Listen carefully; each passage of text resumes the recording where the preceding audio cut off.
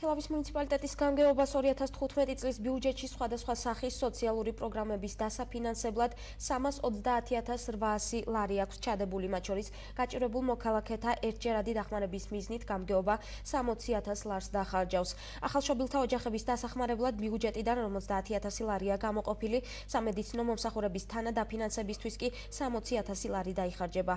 გამგებლის ინფორმაციით სოციალური პროგრამების დასაფინანსებლად თანხა მომავალ წელს კიდევ გაიზრდება.